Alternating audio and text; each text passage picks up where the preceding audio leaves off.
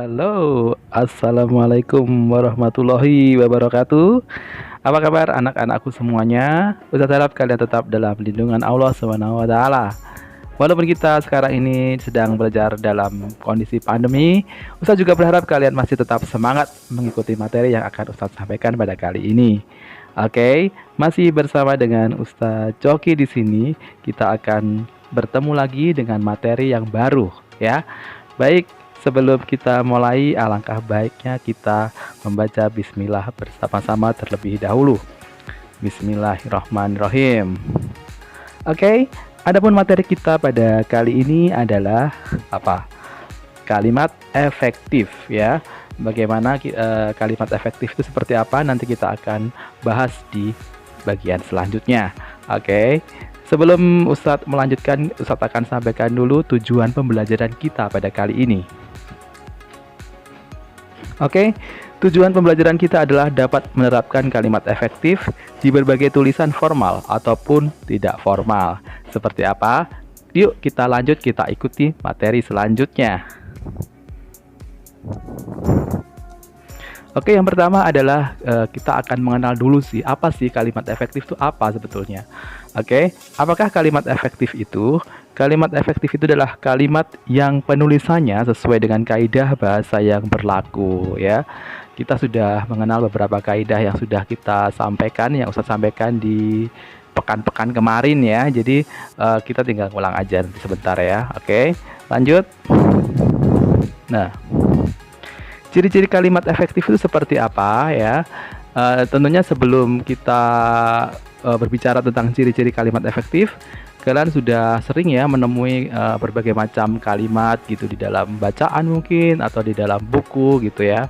Dan untuk mengetahui kalimat itu apakah efektif atau tidak, kalian harus paham dengan ciri-cirinya. Oke, kita lanjut ya. Untuk ciri-ciri yang pertama adalah memiliki struktur yang lengkap. Gimana sih struktur yang lengkap itu seperti apa ya? Kita lihat di sini. Ustadz punya sebuah kalimat, ini adalah contohnya. Ibu memasak di dapur ya. Ini adalah kalimat yang lengkap ya. Mengapa dikatakan lengkap ya? Karena kalimat ini mempunyai unsur-unsur pembentuk kalimat. Unsur pembentuk kalimat itu apa? Kita lihat lagi. Nah, kalian sudah pernah tahu ya tentang subjek, predikat, dan objek ya. Yang dikatakan kalimat itu lengkap strukturnya, dia harus mempunyai unsur yang lengkap. Ada subjek dan predikat lah minimal ya. Kita lihat di sini ibu atau si pelaku itu sebagai subjek, memasak itu sebagai predikat atau kata kerja, dan di dapur di sini adalah keterangan tempat. Dan kalimat ini lengkap karena dia mempunyai subjek dan predikat, berarti dia unsurnya sudah lengkap. Paham ya? Oke, nanti kalau nggak paham boleh nanti kita diskusi sama-sama lagi. Oke, next, ciri yang kedua kita lihat. Ya, kita lihat ciri-ciri kalimat efektif yang kedua adalah kata-katanya harus hemat dan tidak bertele-tele. Ini maksudnya kayak apa ya? Kita lihat sebuah contoh kalimat berikut ya. Nah, ini contohnya adalah bagi para ibu-ibu dipersilakan masuk ke dalam gedung pertemuan. Kita lihat kata yang dicetak merah, para ibu-ibu ya. Kalimat ini dikatakan tidak hemat dan terlalu bertele-tele ya. Jadi kita tidak perlu menulis para ibu-ibu, itu adalah salah. Yang benar adalah bagi para ibu dipersilakan masuk ke dalam gedung pertemuan, karena kata para di situ sudah menerangkan untuk banyak orang. Jadi kalau para ibu-ibu itu kan berarti sudah banyak orang, ditambah banyak orang, dia jatuhnya nggak efektif ya kan. Jadi pilih salah satu. Kalau misalnya milih kata para, jadinya bagi para ibu atau bagi ibu-ibu dipersilakan masuk ke dalam gedung pertemuan gitu ya. Oke, next, number 3, kita lihat ke kalimat ciri kalimat efektif yang ketiga.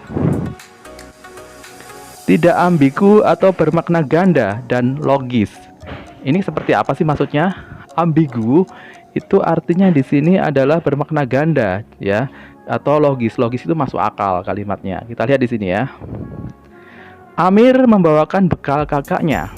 Nah, kalimat ini dikatakan tidak logis atau ambigu ya. Kenapa?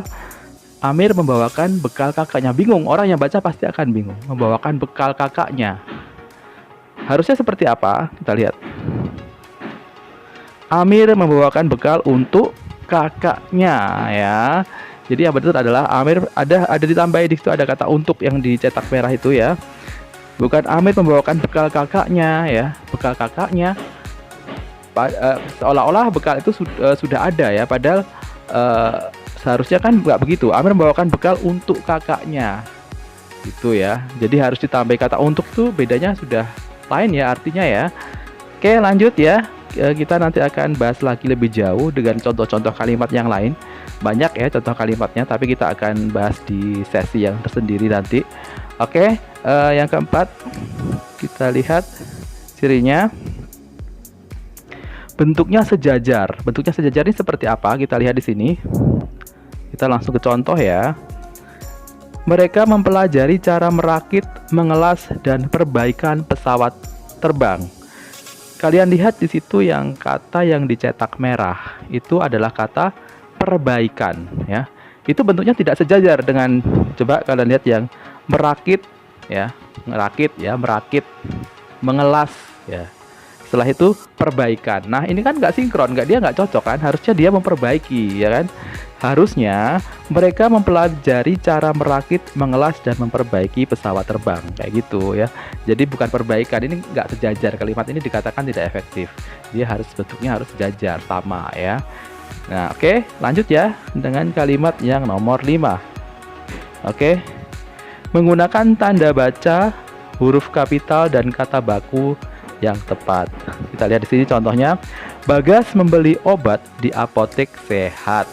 Jelas kata ini efektif ya. Kita lihat pemakaian tanda baca, bener ya. Bagas nama orang, huruf kapital, apotek apa apotik.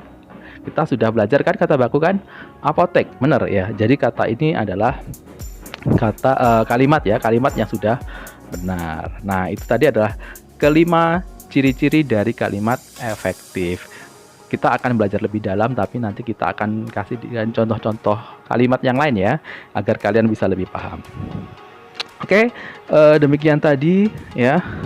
Ada beberapa ciri-ciri dari kalimat efektif. Kita bisa menarik kesimpulan atau kita tarik unsur duniawi dari materi yang kita sampaikan, bahwa dalam menggunakan bahasa penting bagi kita untuk mematuhi ya kaidah bahasa yang berlaku, sehingga kalimat yang kita pakai akan efektif ya. Karena dalam setiap bahasa yang kita gunakan ini ada kaidah-kaidahnya yang tidak boleh kita langgar ya. Jadi kita harus turutin kaidah bahasa itu, dan kita nggak boleh bikin aturan sendiri ya. Maksudnya di sini adalah dalam kehidupan yang formal, dalam situasi yang formal itu kita harus menggunakan kalimat efektif. Oke, lanjut untuk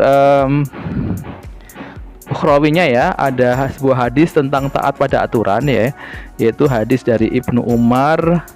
Rasulullah SAW bersabda, wajib bagi kita lelaki muslim untuk mendengar dan taat kepada atasan ya, baik ketika dia suka maupun tidak suka, selama dia tidak diperintahkan untuk bermaksiat. Jika dia diperintahkan untuk bermaksiat, maka tidak ada kewajiban mendengarkan atau mentaatinya ya. Jadi kita harus taat pada aturan intinya ya, dengan kaidah yang sudah ditetapkan. Asalkan tidak melanggar dengan aturan Islam, kita harus ya wajib patuh terhadap aturan. Oke ya, itu tadi ya yang dapat Ustadz sampaikan pada kesempatan kali ini ya. Kita ucapkan alhamdulillahirabbil alamin, kita sudah belajar sama-sama hari ini. Oke, terima kasih atas perhatian kalian semuanya, dan insya Allah kita akan bertemu lagi di masa mendatang ya, di periode berikutnya, dan semoga kita sudah bisa belajar secara offline. Kita doa sama-sama ya. Oke, terima kasih atas perhatiannya, dan see you in the next materi, dan bye bye. Assalamualaikum warahmatullahi wabarakatuh.